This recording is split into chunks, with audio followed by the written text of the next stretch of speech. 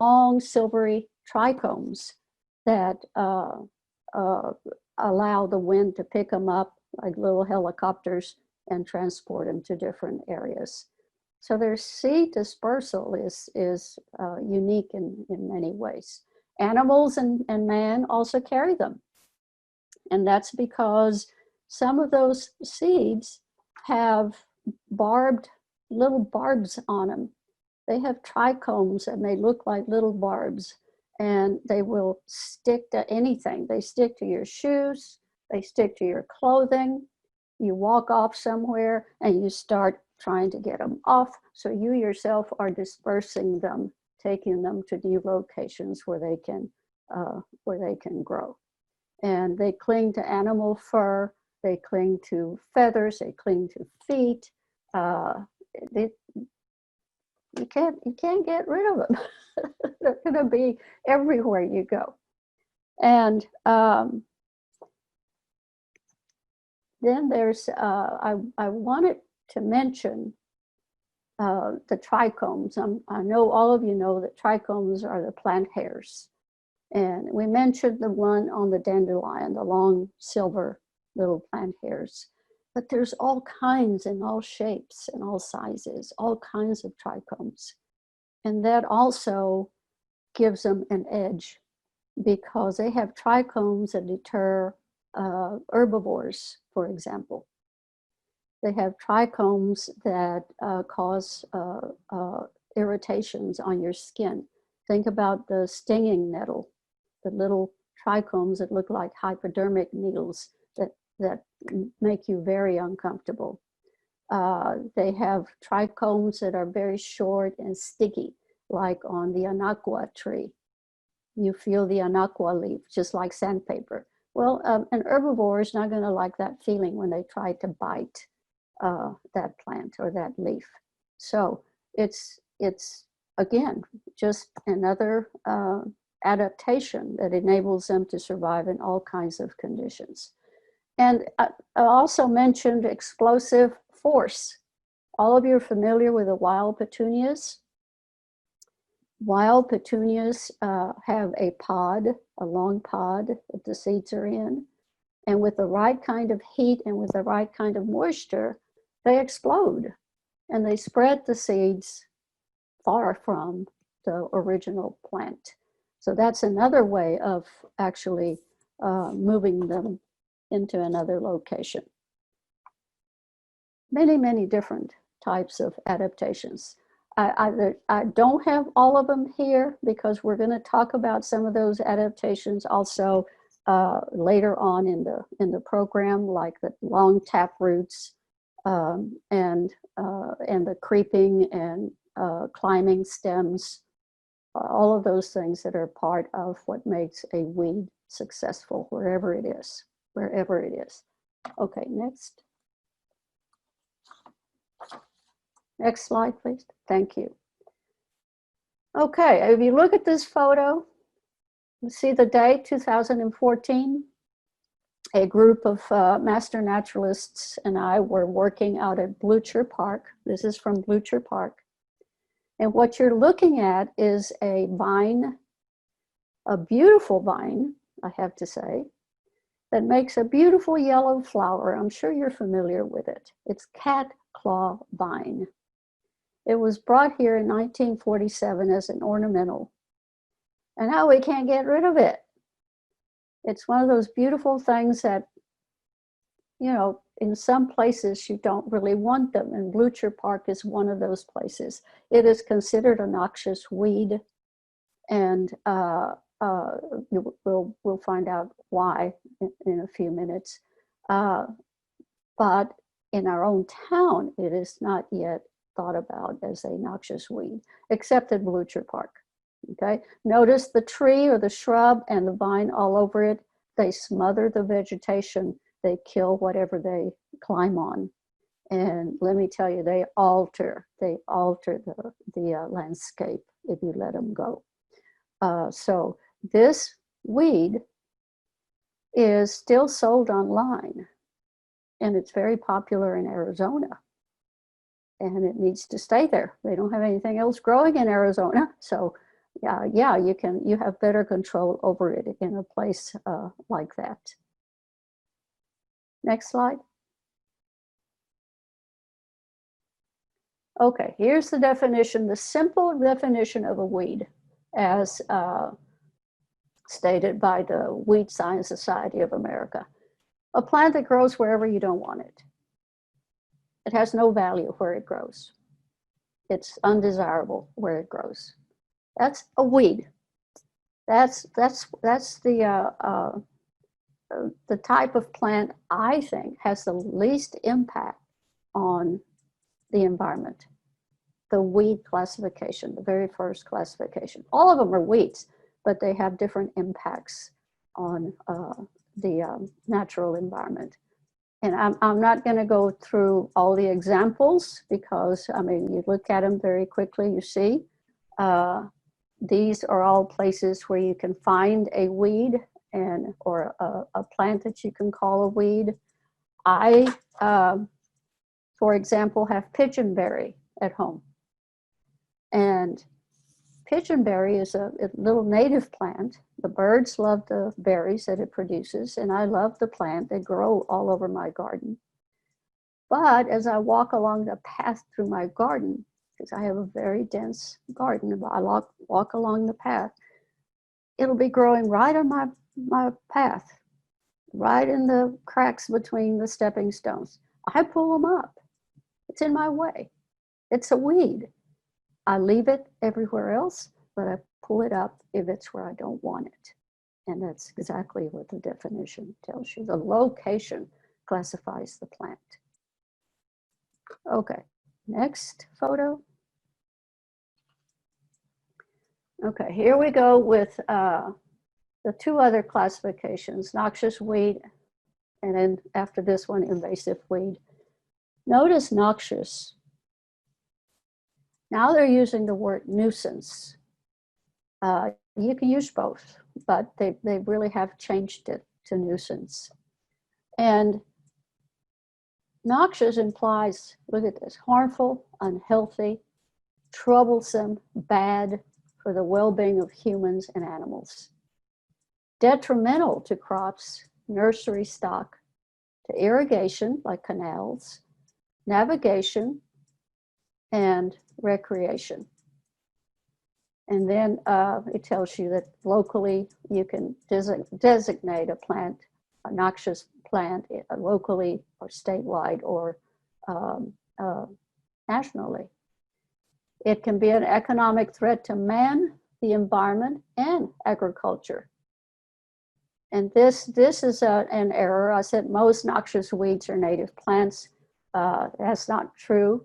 It can be native or non-native. But it's a plant that grows aggressively and that can cause problems if you ingest them or if you come in contact with them. And we're going to talk about some of those noxious weeds and why they can be so troublesome. But those are all the criteria that they use to classify a noxious weed. I took this from the Master Naturalist Manual because I thought it was a very good description of the impact that it can have on the natural habitat. The invasion of noxious weeds has created a level of destruction to America's environment and economy that is matched only by the damage caused by floods, earthquakes, wildfires, hurricanes, and I can't remember what that is behind the photo. I don't know what happened there. But imagine that, lots and lots of destruction. And I want you to look at the photo. I want you to look at this photo. I think it went back too far. Yeah, this one, where we are now. That's a photo of the tendrils of the cat claw vine. I wanted to show you this. You see the three-pronged claw-like structure? That's what they cling with, and that's what they rip your skin with, and that's what they, rip your clothing with. They're tough, very tough to eradicate. You can't eradicate them. You can control them, but not eradicate them, and I'll tell you why later. Go ahead and change the slide. Next slide. Okay, these are examples of weeds.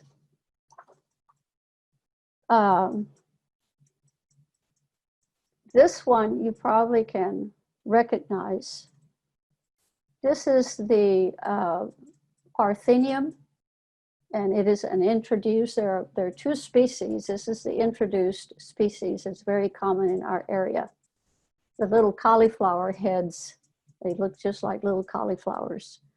Parthenium is a plant that can be a noxious weed in farm fields, just like the common sunflower, like the silverleaf, nightshade. All of those can be serious problems in farm fields. If they meet that criteria that we looked at a minute ago, they can be classified as a noxious weed. This is straggler daisy, the little aster with a yellow flower. You see it right there. And it's a ground cover. That is a little ground cover. And I have these are pictures from my own yard, most of them. I go around pulling this up also, if it's in the wrong place. If it's in the right flower bed, it's wonderful because it maintains the moisture in the soil. It has lots of benefits, protects the soil. And it's also an erosion control plant. Any of these ground covers, you have a bare spot and you let them grow over that bare spot, it's going to prevent erosion. It is going to help maintain that moisture. Here's another one. This is frog fruit. Okay. This is frog fruit. And frog fruit is in the Verbinaceae family, phyla. It's the genus phyla. And some people don't like it. I like it. I like it a lot. We have it on our master naturalist garden. But it's also a ground cover, and it's also aggressive. It will spread out and encroach on other plants. So again, it's all about management. And it's one that you can manage easily. I call it a weed. I give it the weed classification for myself instead of a noxious weed, although in some places it can be considered a noxious plant. It is a good pollinator plant. It's the host plant for the host and the nectar plant for I think it's the Phaon crescent butterfly. So it's a really neat plant. Now here on the top, guys, this is a morning glory, Convolvulaceae family. And this is the red-centered morning glory, Epomi aminicola, I think it's called. And it is an introduced plant from Paraguay. We have this all over the garden at the botanical gardens. You'll see when you look at the virtual tour of the garden, we will look at this, the first one that we look at. Morning glories are beautiful, but you have to manage them. This one I pick all the time at the garden. I tear it off bushes, shrubs, trees, all the time at the garden, because it can, just like any vine that has creeping stems or climbing stems, it can completely smother a plant if you let it. And so a very good example of what they can do. If you've heard of the field bindweed, the word bind, that tells you what it does.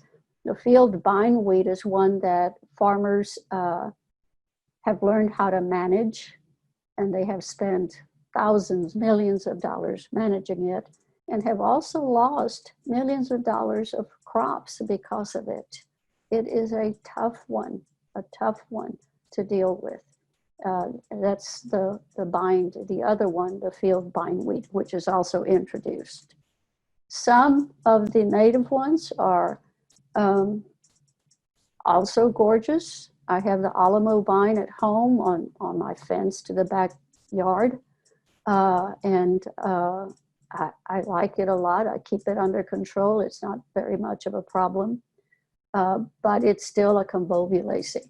It is still a morning glory. And if you let it go, it will start covering everything that you have in your garden. Next slide.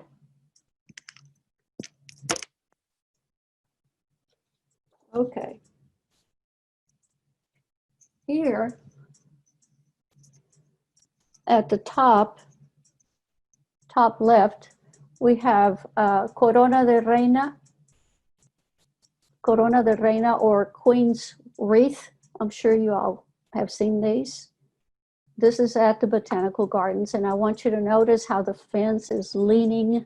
They fixed it now, but it was leaning because of the weight of the vine. It is a wonderful pollinator plant, covered with bees all the time. But look at what it's doing. It has very woody stems. It's growing out on the ground, and it will totally cover that fence, given plenty of time. It will totally cover it. And I have one at home that a friend gave me 25 years ago. I didn't want it because I knew what they did.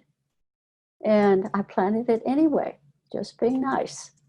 And I have battled that vine for the last 25 years.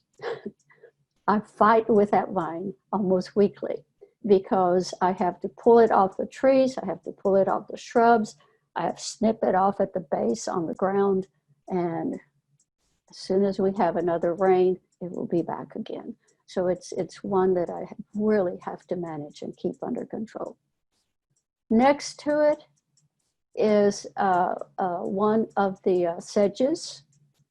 This is one of the flat sedges, also from the garden. And it's in a place, sedges love water, remember. So you have to beware if you find a lot that you want to put something on and it has lots of sedges growing on it.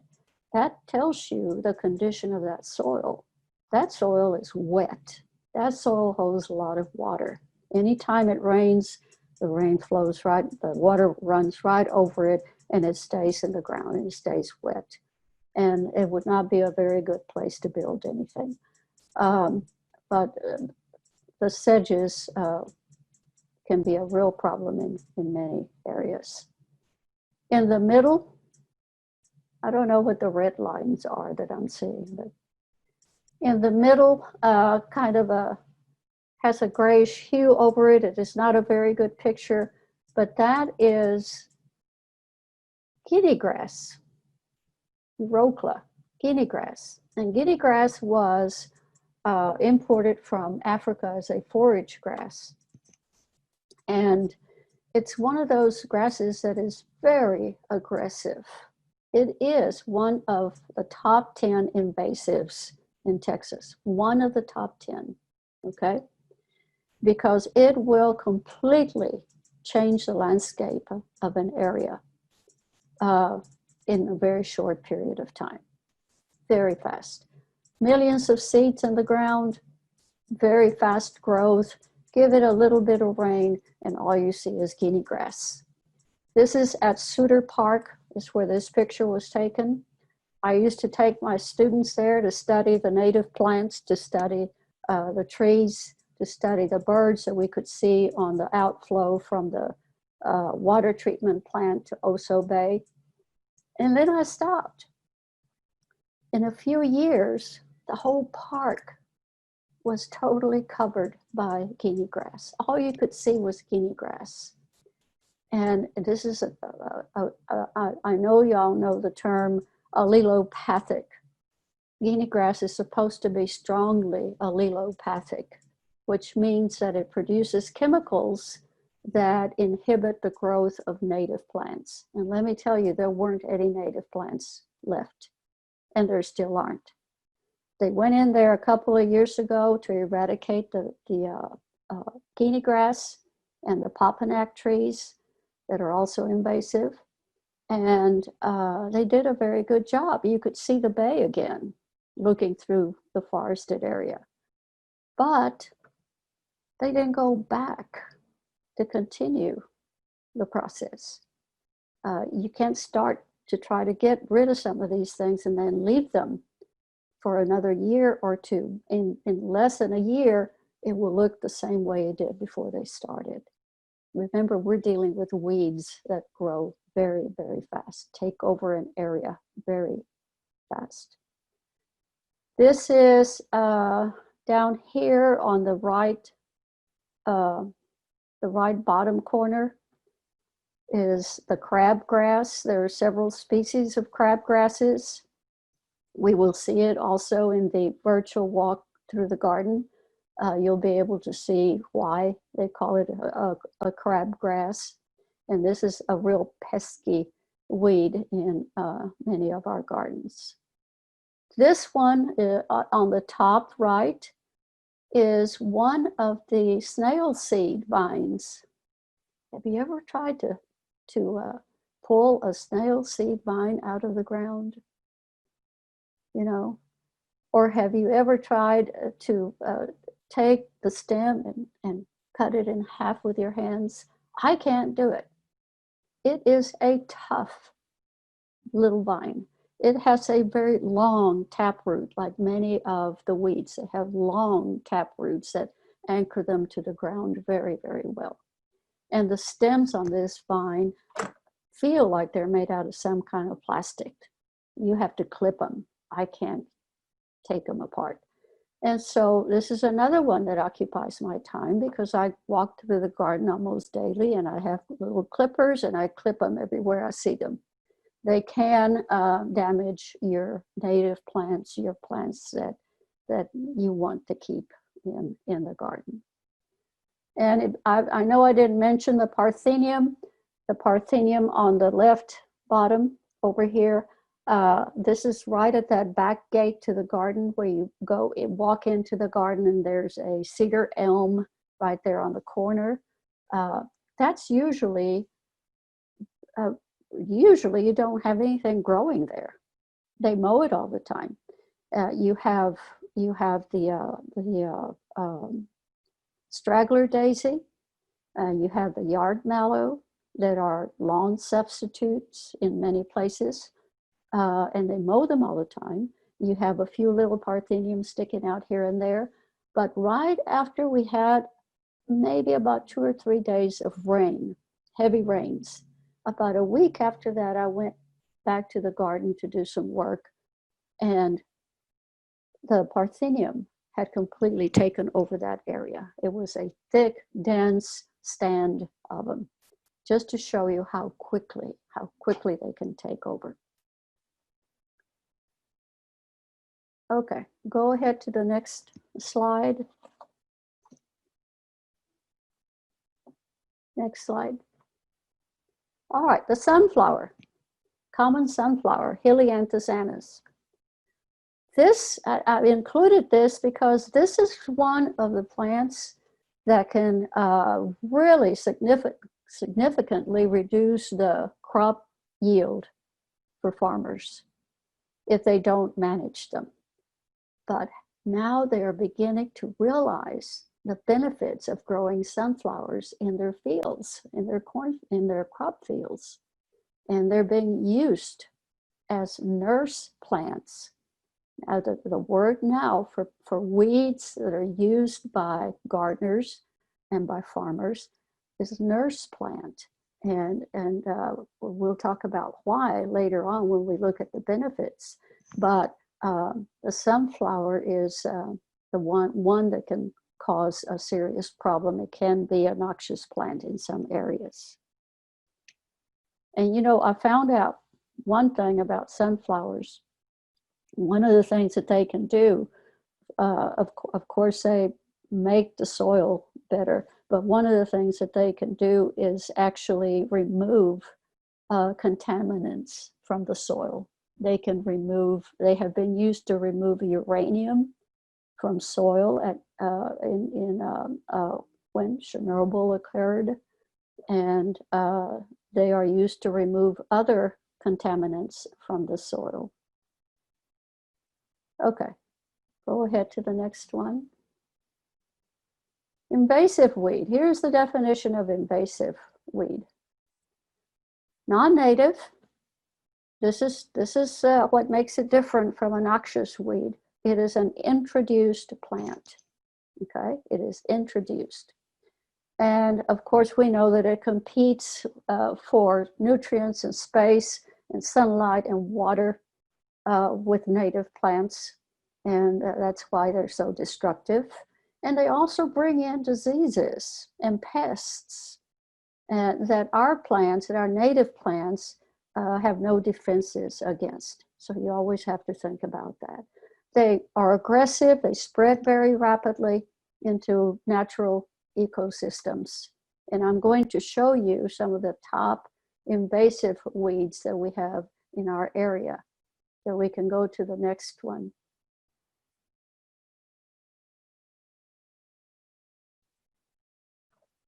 Okay. Here we have 4 of the top 10 invasives in Texas. Top 10. And the first one that you are looking at is the giant cane or giant reed. And then you have the pepper tree, the Brazilian pepper tree. And on the bottom you have salt cedar, and then you have the papanak. They're all found here. It's not hard. It's very easy to find them, let me put it that way. When I was volunteering for Texas Invasives, my job was to go out. I drove many different places in the area to locate invasive plants. And these are some of the plants I located and took pictures of.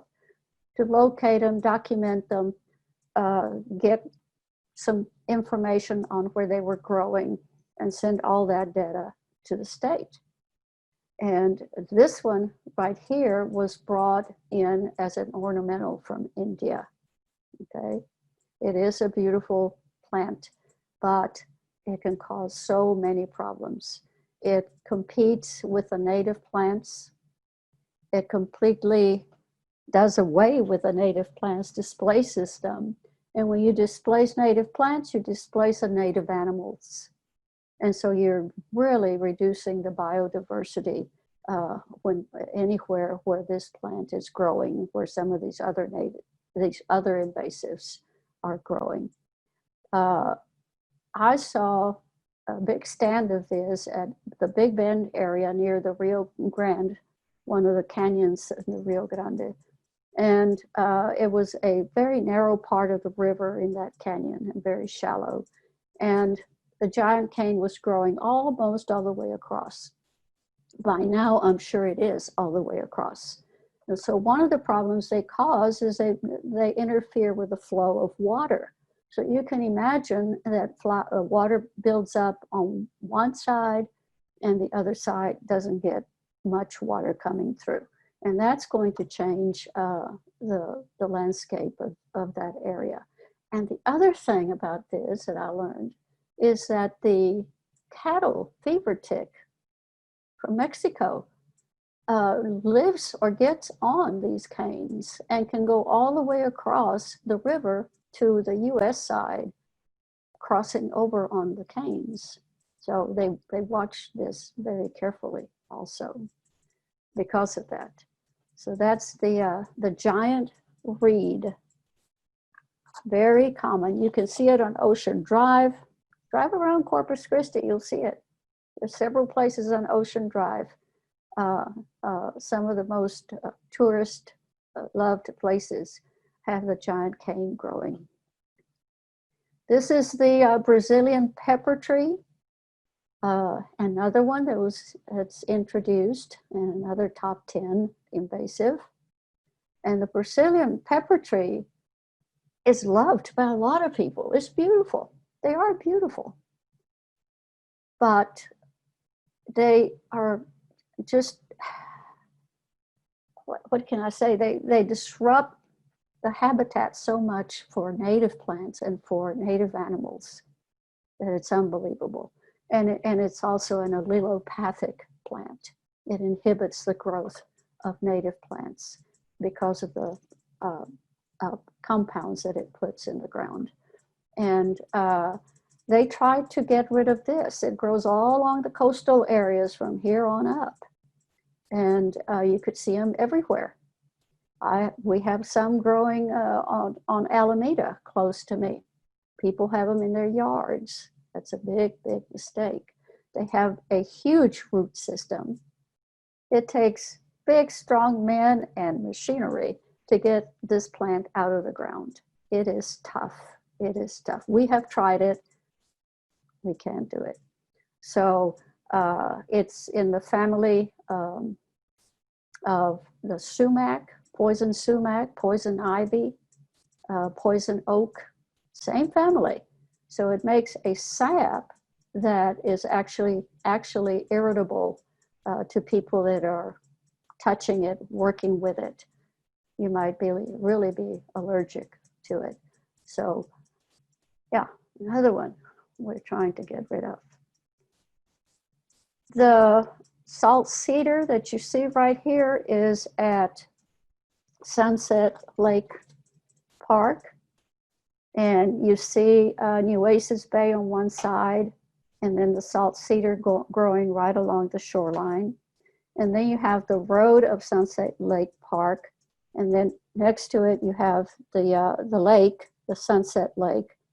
And for many years, you saw a wall of cedars growing on each side of that road, on the coast on the side where the bay is, and on the side where the lake is.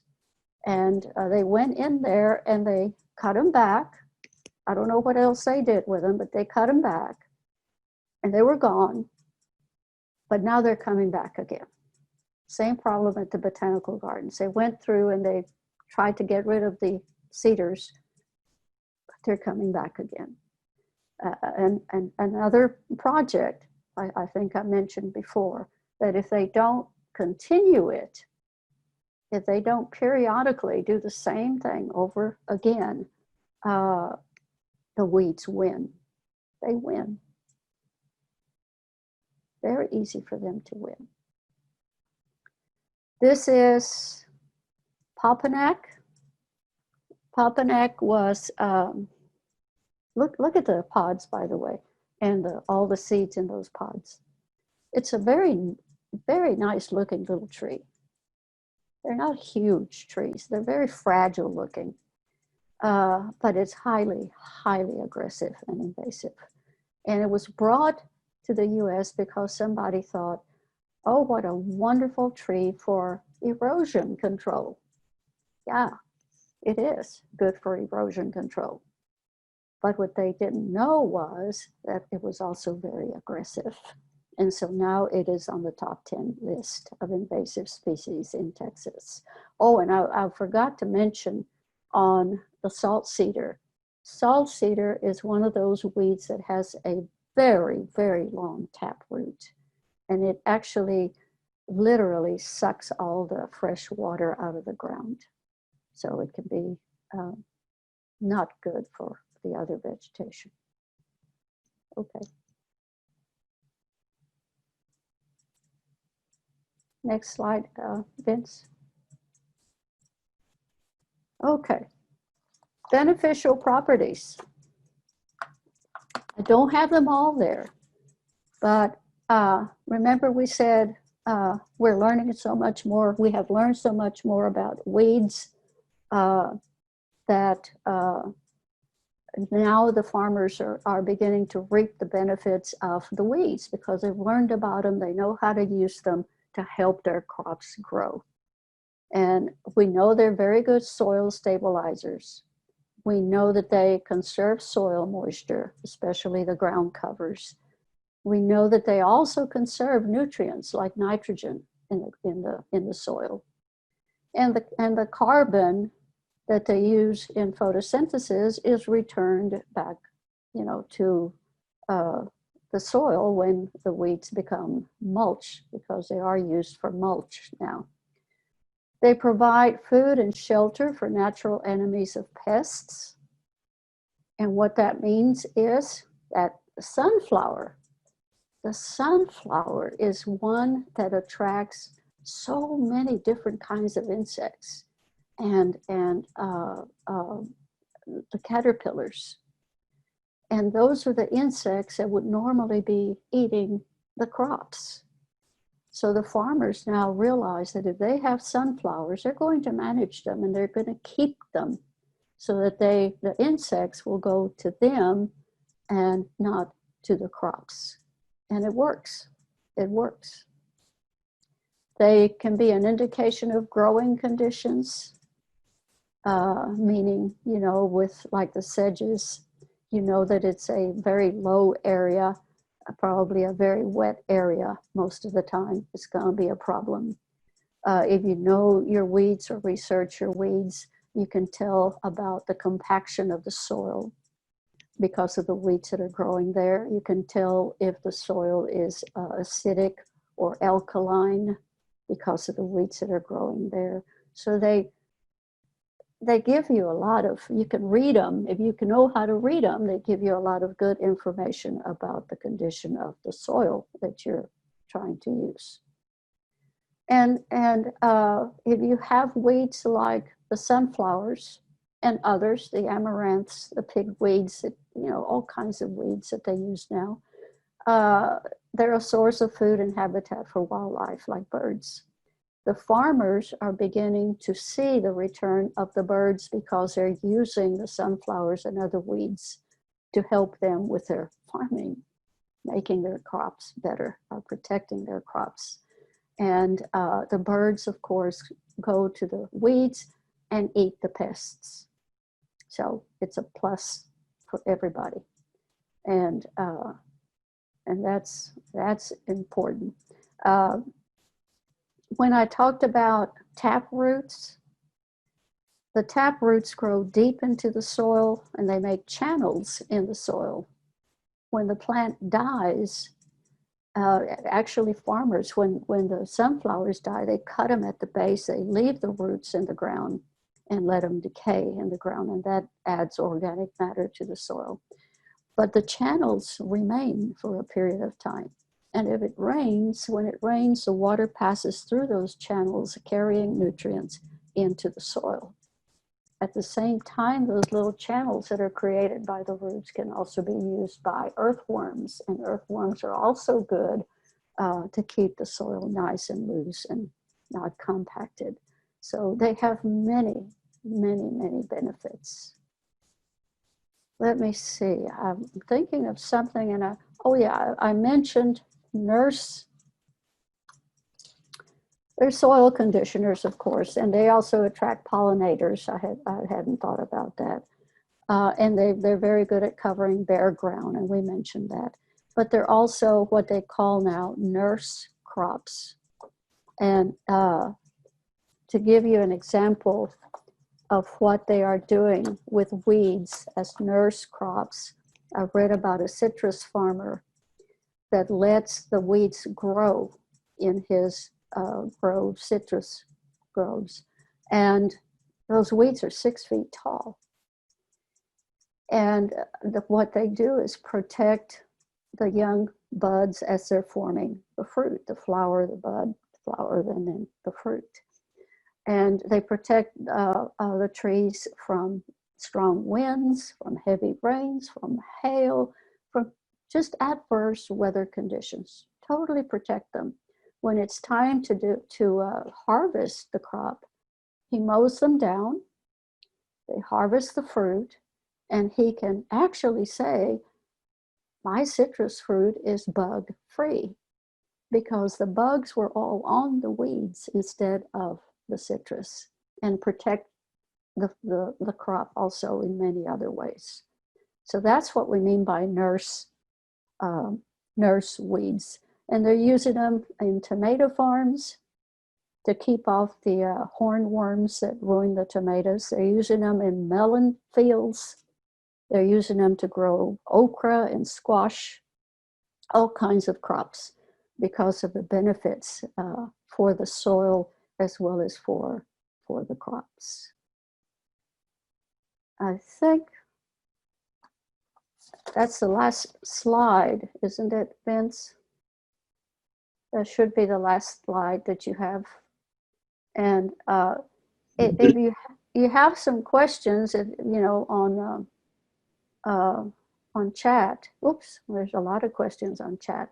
Should we just do the video? I don't know what the red lines are, where they came from.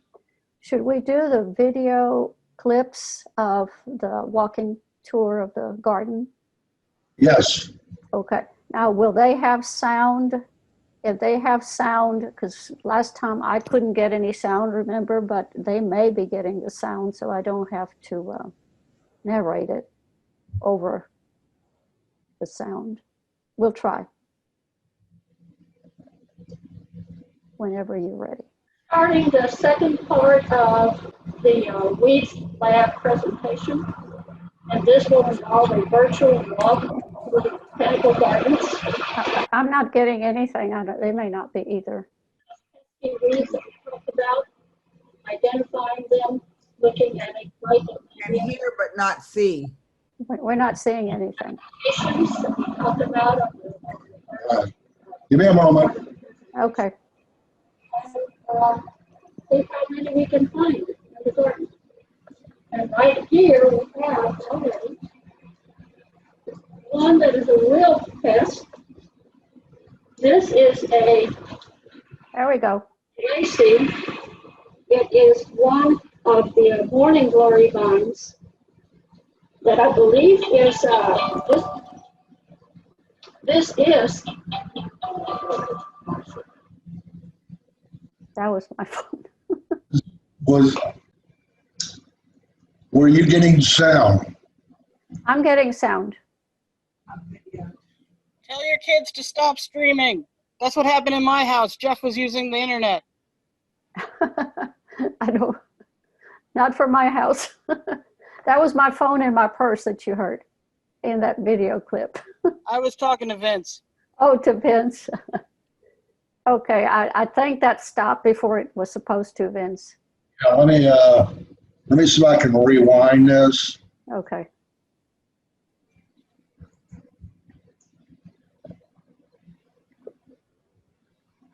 Yep. We're starting the second part of the Weeds Lab presentation, and this will involve a virtual walk through the botanical gardens, looking at some of those pesky weeds that we talked about, identifying them, looking at a trait that may be an identification trait, and looking at adaptations that we talked about on the first part of the presentation, and see how many we can find in the garden. And right here we have already one that is a real pest. This is a convolvulaceae. It is one of the morning glory vines that I believe is this is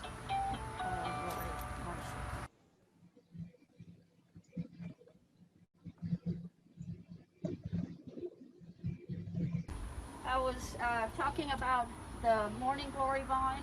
This happens to be the red center morning glory vine, and it's I believe it is a native plant, but it is it can be, a lot of the morning glories can be noxious weeds, or what they call nuisance weeds right now. I want to show you the flower. Can you get the flower right there, Kevin? Mm-hmm. There's the flower with the red center. They're usually whitish to rosy colored to a pink color. And I want you to notice how the vine is growing through the Mexican honeysuckle. It is growing through all of these plants that are in this garden. The weed has taken over. And remember, they are a vine, and vines will climb and twist and completely encircle the stems of other plants, and able to get, in order to get up into the sun, so they can get as much energy from the sun as possible. that's one of their adaptations. Let's go over here. Did you want to make any comments, Mary, before we go to the next clip? No, that's fine. Let's go ahead to the next clip. Okay. Here is the flower that we were talking about. And you see the twining, the twisting of the vine on another plant, a grass, I think, that is found in this bed also. This is one of the weeds that you have to manage very, very well, or they will take over your garden.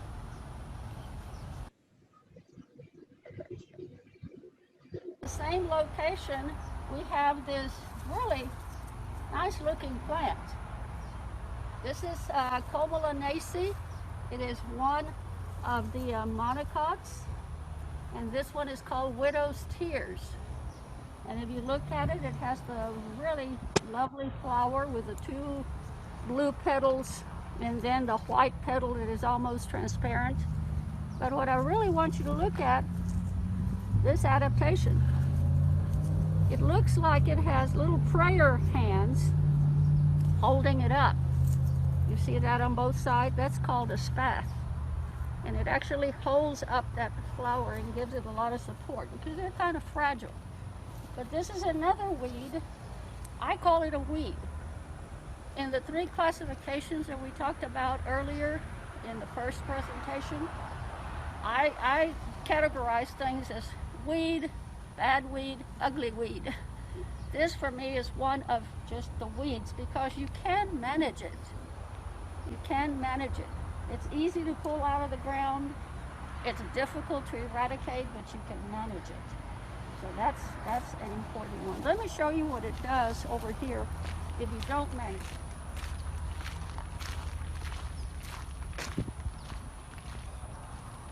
Look at this bird of paradise and look at the weed growing through the bird of paradise.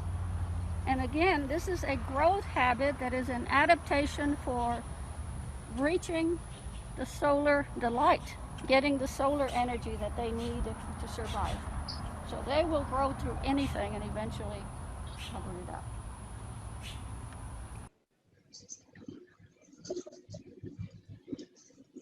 Here we are with another weed, one of the real pesky ones. If you look down on the ground, you have this weed that forms a mat. They are called sand mats, and they are in the Euphorbiaceae family.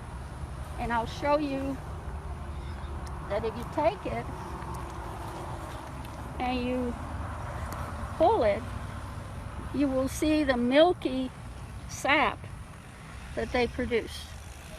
And that milky sap, you know how weeds can survive in any kind of conditions. The milky sap is something that helps them deter insects. And it can be toxic to some small animals also. So that's another thing, the growth habit.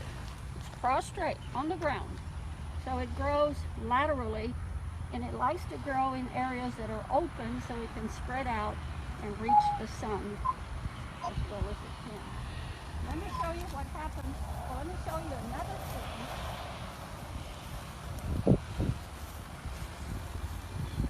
Right here.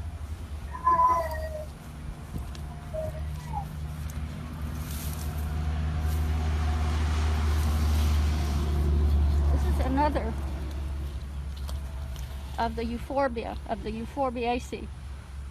This is the tall form.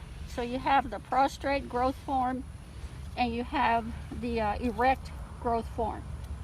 And what I want you to notice, you also have the milky the milky sap. You see it right there.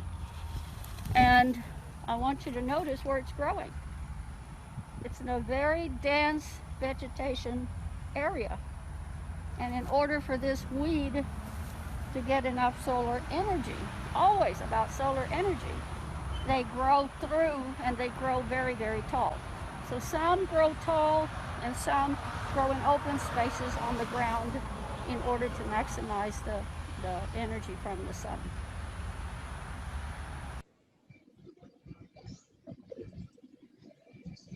What we're looking at right now is one of the worst lawn grasses, garden grasses that you can find. This is crabgrass. And I want you to notice right here at the very center, notice the stems that are going out from it, kind of like in a star shape. That is a sure way to label this as one of the crabgrasses. And there are about 5 or 6 crabgrasses. I can't tell you which one it is. But again, a weed that can be detrimental to your garden.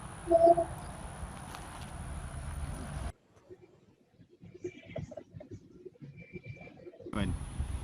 Here's another grass that can be a problem, although not as much as a problem as the crabgrass and the guinea grass that you may have heard about. This is Johnson's grass. Very large, tall plants, I think easy to recognize by most. And while we're standing here, I want Kevin to get a picture of the vine. Look at the vine growing on the oleanders. This is the same vine that we looked at earlier. And you see how they begin to cover a plant.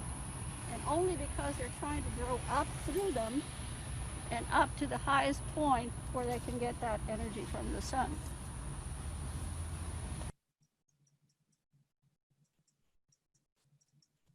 What you're looking at now is Corona de Reina, or Queen's Wreath. And it's a gorgeous vine, as you can see. But look at the growth on it. And look how it's growing down in the ground, also on the ground. But you have to remember something about this vine. Some people love it, some people don't. I don't. One reason that it's good is because if you look, you see all these little bees on it. It is a great pollinator plant, very good pollinator plant. But I spend much too much time managing the vine and trying to keep it out of my trees, my shrubs, and every other part of the garden. And I do that probably on a bi-weekly basis, trying to keep it controlled. So this is a good landscape plant if you have a lot of room for it.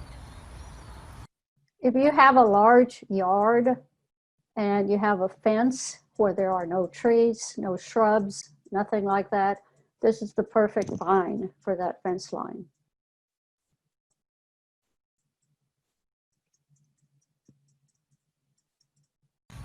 This is a weed called low amaranth that can become a problem in your garden. One way to identify it is you see the light colored stripe or bar on the leaves. Can you see that on there? Okay. That's one way to identify it. It also has the red stems, and it is in the Amaranthaceae family. And the thing about amaranths is that they produce thousands and thousands and thousands of seeds. So when they put out seeds, they're back in the ground, and then they will germinate when they have optimal conditions to do that. So this is one that you watch for also.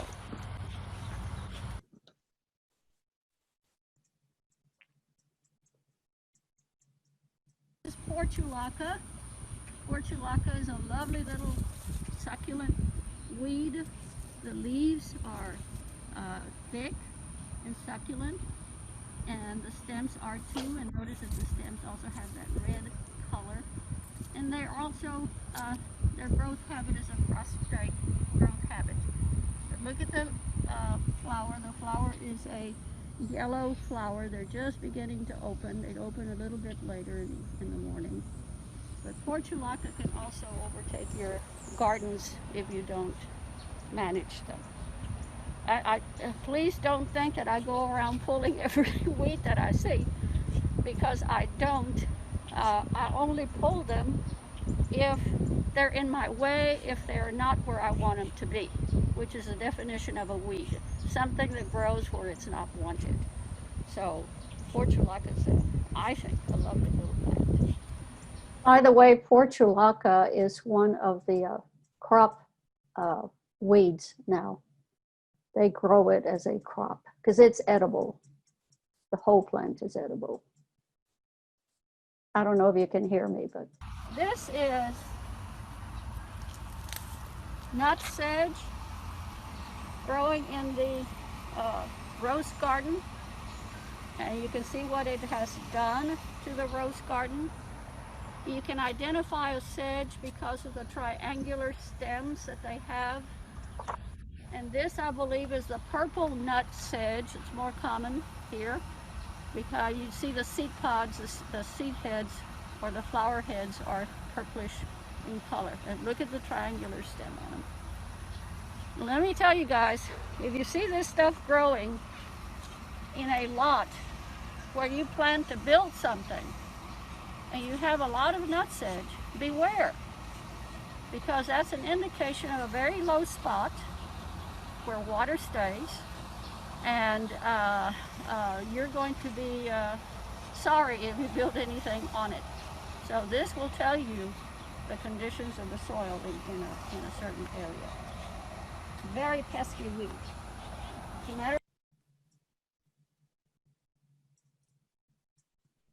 This is another sedge growing in this very low area. There's like a little ditch, a little water flow area right here. There's standing water right over there. So you see what happens in very wet conditions. They can't get rid of this. They just mow it when they can and control it that way.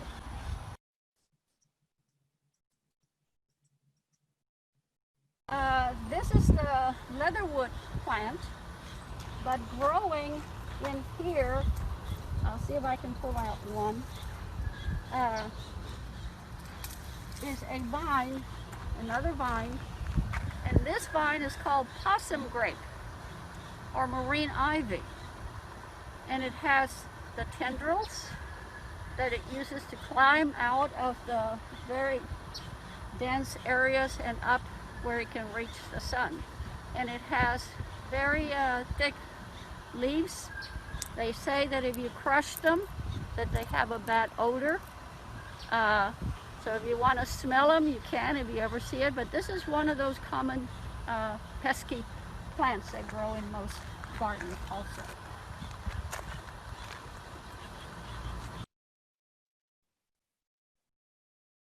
If we look in this flower bed, notice that the Drummond's oxalis has taken over. If we look in this flower bed, notice that the Drummond's oxalis has taken over. It has the trifoliate leaf that is described as a shamrock. And this plant is, it can cause problems. They're easy to pull out, but you're always going to spend a lot of time pulling them out if you think you have to have them out of your garden. They make a real pretty purple flower, blue flower, purple flower, and they can be a good one to look at. I consider it one of the, better weeds, not one that can be too much of a problem for you.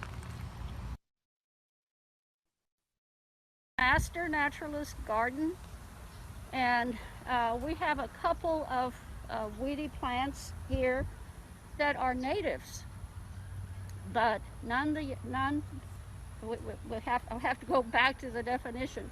They are weeds because they're growing where we don't want them to grow.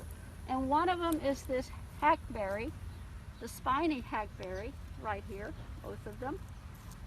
You try to grab them with your hands, you'll know how spiny they are.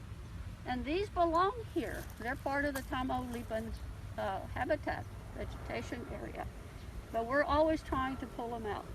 Now, one good thing may be that they have very long roots.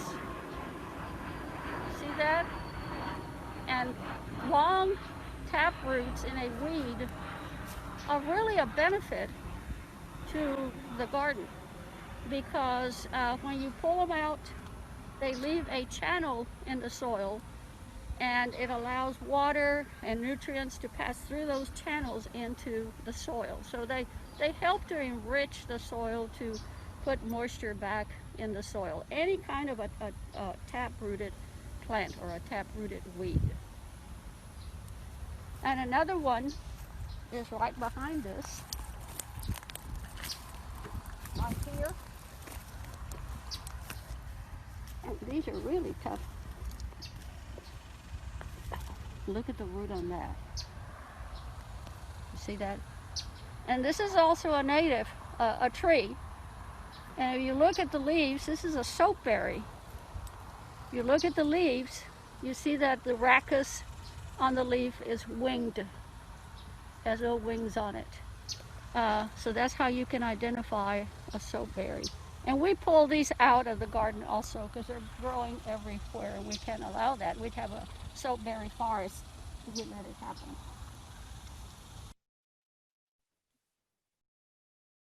This is the convolvulaceae again, the morning glory that we looked at before. And you see how many little plants we have growing in the garden. I left them there so we could look at them and show you how quickly they can take over. But every time that I work out here, or anybody works out here, we pull them out. They're easy to pull out of the ground and get rid of. But they're already taking over. They're already growing on some of the plants that we want to keep. You see it right there also. So this is frog fruit. Frog fruit is a native plant. I like it, but many people don't. It takes management. And if you'll notice right here, the grass is growing up to it, or it has grown out into the grass. And what we always have to do is to start cutting and not allowing it to do that. But again, it takes management. It's a good butterfly plant. I believe a host plant for one of the crescent butterflies. So it's a good one to have, but can be a problem.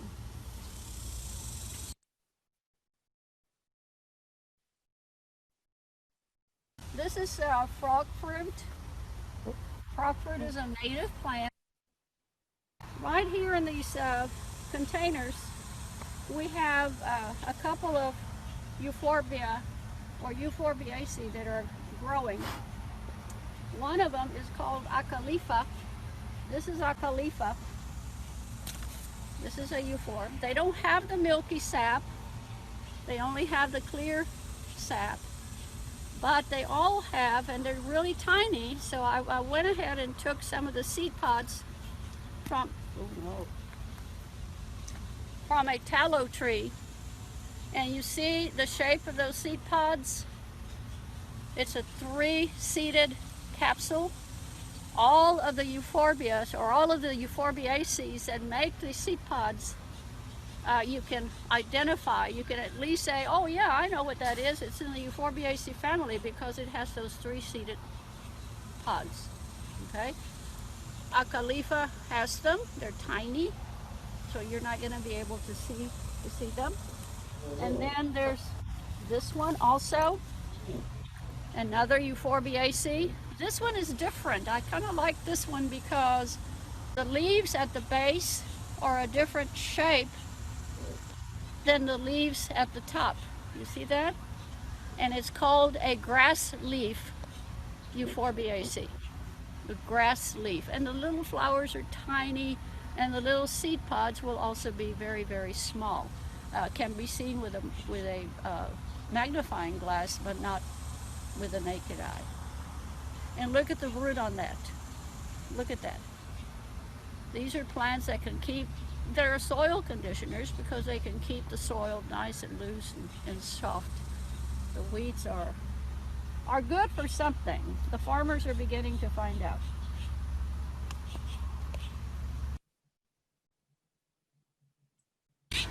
These are sunflowers, but not the common sunflowers that grow in the area that you see growing in fields in the area. And see them growing in crop fields.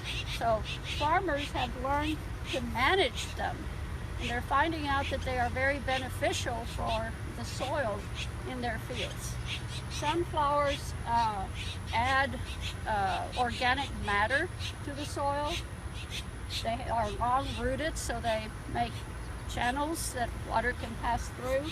They also attract a lot of the bugs that might eat the crops. So they're finding out if they leave some of the sunflowers attract bugs, and the bugs attract birds. And these are sunflowers, but not the common sunflowers that grow in the area that you see growing in fields in the area, and see them growing in crop fields. So farmers have learned to manage them, and they're finding out that they are very beneficial for the soil in their fields. Sunflowers add organic matter to the soil. They are long rooted, so they make channels that water can pass through. They also attract a lot of the bugs that might eat the crops. So they're finding out if they leave some of the sunflowers attract bugs, and the bugs attract birds.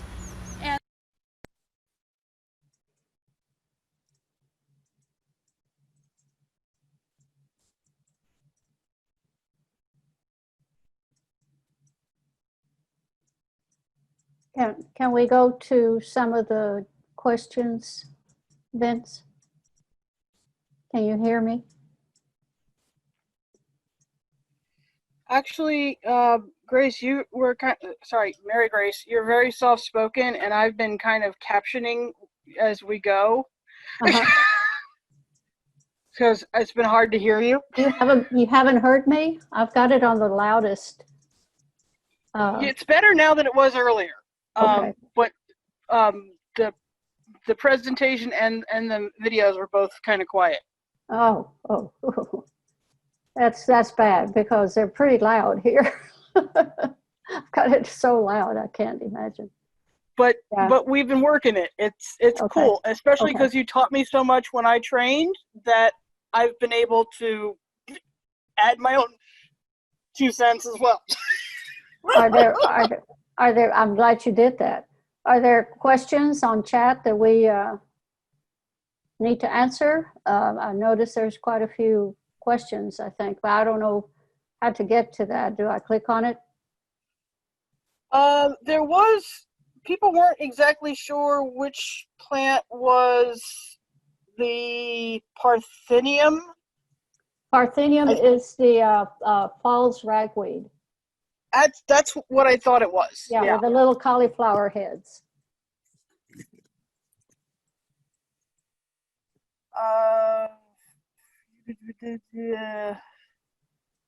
Scrolling.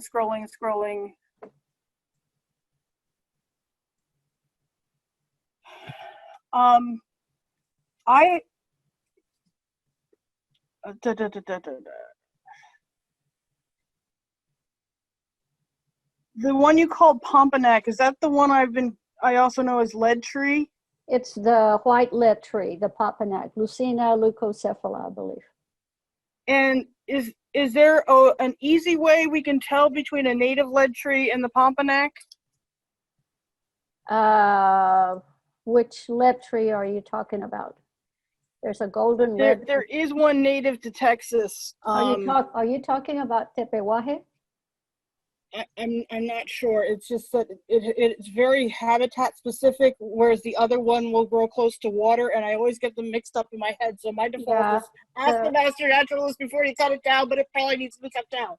Yeah, the difference is in the leaf structure. Okay. The Pomponac leaves are much larger. The leaflets are larger than the in the tepehuaje. There's tepehuajes at Suter Park. There's tepehuaje at Blucher Park. They have fine, small leaflets. So that's the best way to do it because they're so different. Okay, so the ones that line the road at Cedar Park, are those Pompanock or Tehwan? I'm sorry, pardon my pronunciation. They're Area. Papanek yeah, there's quite a few of those, although they took a bunch of them out. They may be coming back. They left the tepehuaje because the tepehuaje is a native tree. The tepehuajes are the larger, much larger trees. And I noticed that some of them are dying now. That will help me learn it. Thank you. And then once I learn it, I can teach others. You're welcome. Oh, more questions popping up. There's quite a few questions on there. What is the name of the euphorbia, like the tallow tree seed pod? Well, there were two of them. Khalifa is one that's very common in the area. And a Khalifa is one of those spurges. It's a spurge family, euphorbia family.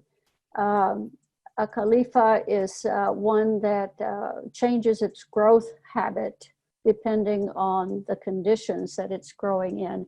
If it's growing in a very dense vegetated area, it grows very straight up with very little branching so that it can get out of the vegetation. And if it's growing in an open area, I love it because it does this.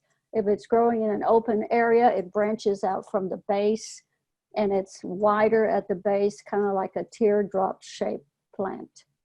And it's really interesting that it has the ability Tara, to do that. Yes, we've heard of wild poinsettia. In fact, that'll tie into a question I have. I have a spurge that I thought was wild poinsettia, and now it's branching off and has little bitty white flowers, almost like the snow drift or diamond euphorbia.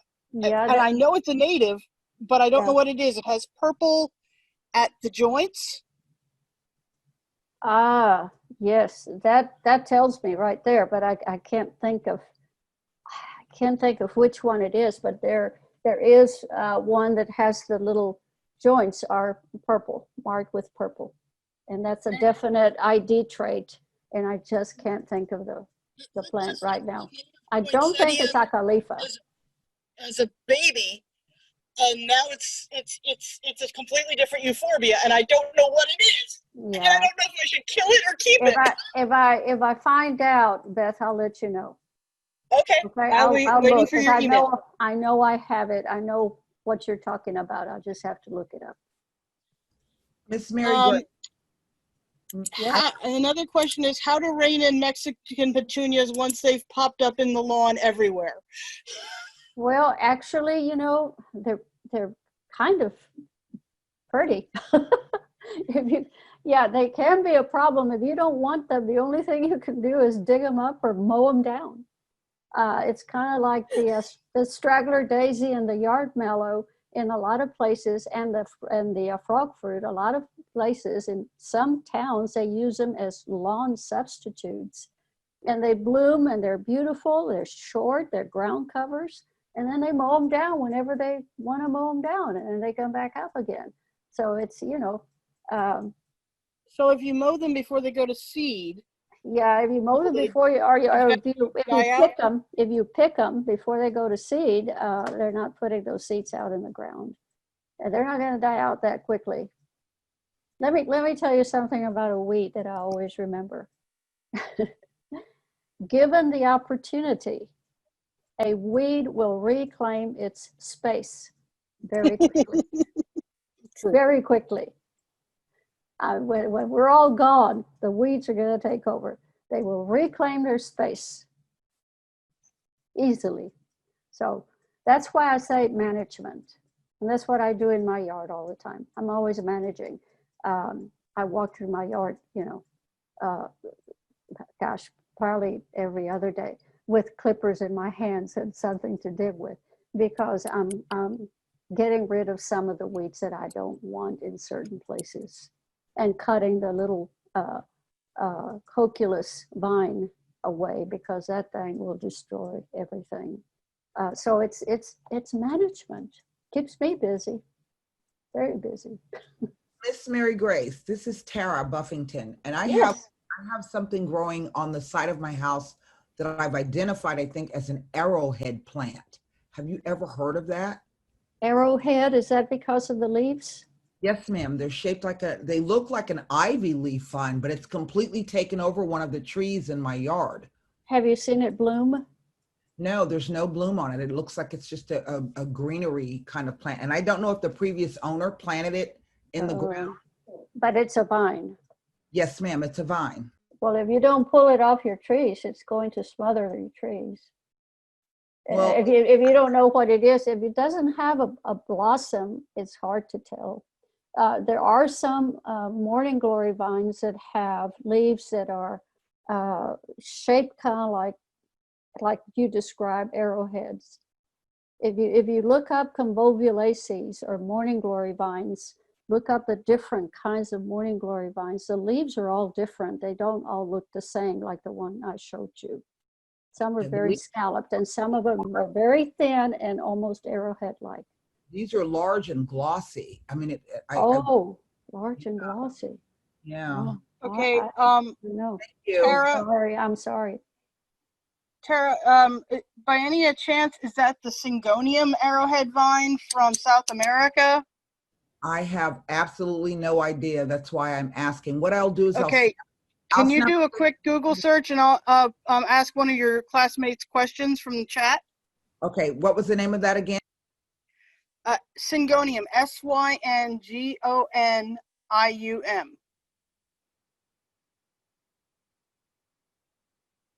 Syngonium. It's a South American vine that holds the same niche as pothos does in Asia. I'm surprised it hasn't bloomed, because most of the time the ones that are introduced are brought here because they thought they were beautiful, ornamental. Well, their flowers are kind of like smaller, Very negligible. small. Anyhow, we have Okay. like 3 questions in chat now. Okay. Okay, some of them are just responding to the arrowhead thing. The question is, have you found any poisonous weeds at the botanical gardens, or things that are irritants like stinging nettle? Haven't found any stinging nettle, but as soon as we have a good rain, you'll find stinging nettle. That was always one of my favorite plants with my students. I'd say, could you get me that plant, please? And sure enough, it was always the worst kid in the class that would grab it, and they found out what stinging nettle was. But yeah, I think if we have some rain, you'll begin to see more of the stinging nettle. And I have seen it at the garden, but not very much of it. And you all know that stinging nettle is like ant bites. It puts formic acid into you. So if you use baking soda, it will negate the sting, right? Right. Yes. We're not torturing children. It's not torture. Not too long. No.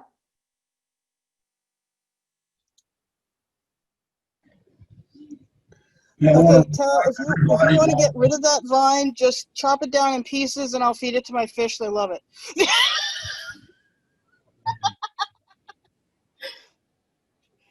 I want to remind everybody, next week, classes are Tuesday and Thursday. They're not Monday and Wednesday. They are Tuesday, and the lab is on Thursday of next week. I have another question here from Margaret Jordan. And I think she's talking about some of our wild melons, like the bitter melon and the cuckoo melon that may show up in our garden from time to time. She said she had a wild squash-like thing show up, and then people told her not to eat it, that it was some sort of green melon and then turned orange. Is she talking about Very the little aggressive. cucumber shape? Small, they look like little cucumbers. One of the vines. Is that what she's talking? They grow along the roadsides, I see them on 77. No, more like one of this was more like a watermelon, but somebody else had the cucumber melon once. Yeah. Well, I wouldn't eat them. I know the little cucumber like vines. I know my mother and daddy used to pick those, and she cooked them. Yeah, the little cucumber melons, that's cuckoo melon. That's a wild that endures Cucumber. our area very well. They're best when they're kind of yellow-green before they're full. Yeah. But the other one is called bitter melon, and it's usually more of a Central Texas thing, but it does occur in our area, particularly in the ranches. Yeah, I haven't seen And I'm surprised if you're in the city, if that got to you. Yeah. No. Don't know much about that one. I got Grace on the thing. I'm sorry. My class was told to call you Grace, and I still can't get it. No, that's fine. Mary. No. Nobody calls me Mary. It's Grace. Oh. You're right. They've called me. Vince yelled at me. So, okay. Any other questions?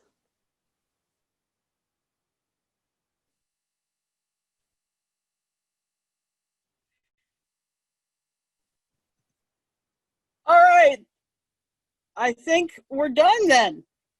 Well, okay. Thank you very much. Well, Everyone's saying thank you and learned a lot. And well, thank you all very much. I think about what we might have been doing out in this heat, trying to do the outdoor lab and the weeds, and I think we would all probably have died by in 15 or 20 minutes. oh my God, this heat is terrible. Agreed. Yes. Funny. This is quite different, and thanks to Vince, because I couldn't have done it without him if we had so many problems getting it together, but he did it. He took care of it. If we get everybody Thank to you so much. video and unmute, turn on your video and unmute, everybody. Thank you, Miss Grace, very much. Thank you. Thank you. Thank you. That's everybody. Grace, thank you very much. Thank you. Thank you very It's much. awesome, Grace. Thank you. Okay, guys, the presentation she gave, along with all of the clips, I've uploaded to the calendar in VMS for today. So if you go to the calendar for September 2nd, you will see that all the clips and the presentation have been uploaded. So you can look at them. You can download them if you want to. Some of them take up quite a bit of space. So you may not want to download the clips, but you may want to download her presentation. And that's as what soon as everything else Kevin, with mine is that all those video clips, I'm working on it. as soon as Kevin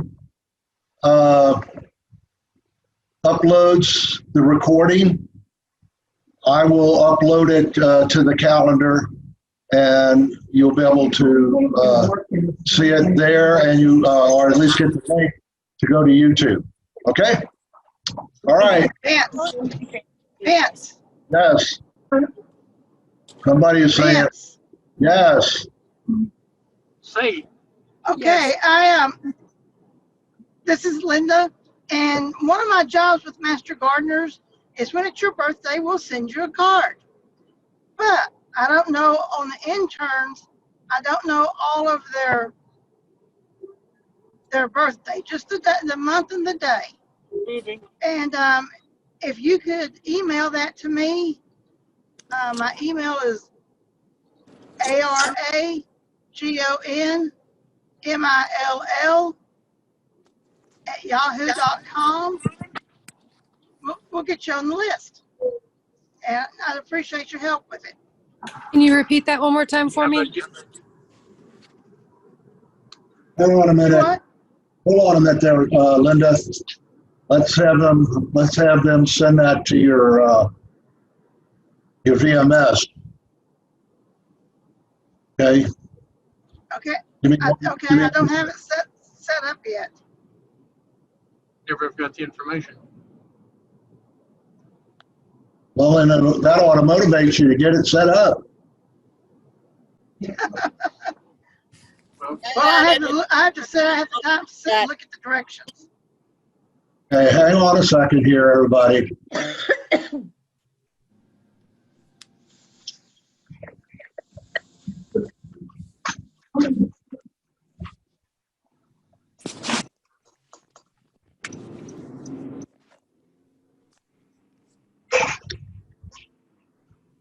I enjoyed her presentation. We had a little vine, had a heart-shaped flower, a heart-shaped leaf, and a little teeny pink or white flower. And I want you to know that booger took over and killed our shrubs. And we cannot get rid of it. We have dug, we've round up, we've pulled. Okay, this is Linda's. It's also Sandra Williams. They share this. They're helping with the VMS, and what she would like to get is your birthday, so she can send you a birthday card. She's Just the month and the day. Month and a day. You don't have to disclose your year. Okay, you can keep your vanity, right? But this is her official Gmail. It's by position. Okay, volunteer maintenance system dot nuesis mg from mastergardener@gmail.com, and this is her name. So if you would send her your name and your birthday, she's got a roster. She's going to add it to it. All right. Anything else, Linda? Thank you. You're welcome. Nope, that's it. Thank you all. Okay. Not Thank unless you, she can Vince. tell me how to get rid of that little vine. Guys, on Tuesday, have a good long weekend. Thank you, Vince. Okay, Bye-bye. thanks.